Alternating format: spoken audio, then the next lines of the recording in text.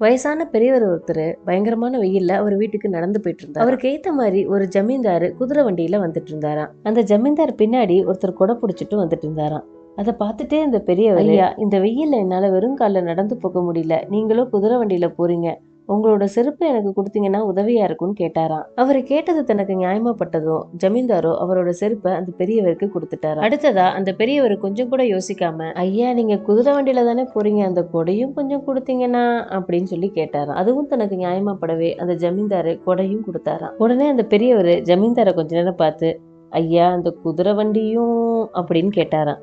அவ்வளவுதான், ஜமீன்தாருக்கு கோவம் வந்து பயங்கரமா திட்ட ஆரம்பிச்சிட்டாராம். அதுக்கு அந்த பெரியவரோ, இப்ப நீங்க திட்டுறதுனால இது எனக்கு கிடைக்காதுன்றது உறுதியாச்சு, இல்லாட்டி நான் வீட்டுக்கு போய் முடிக்கிற வரைக்கும் ஒருவேளை கேட்டிருந்தா கொடுத்துருந்துருப்பாரோன்னு நினைச்சுக்கிட்டே இருந்திருப்பேன் அப்படின்னு சொன்னாராம். இந்த கதையில வர பெரியவர் மாதிரி நம்மள நிறைய பேர் கிடைச்சதை வச்சு சந்தோஷப்படாம அடுத்தடுத்து கேட்டுக்கிட்டே தான் இருப்போம்ல.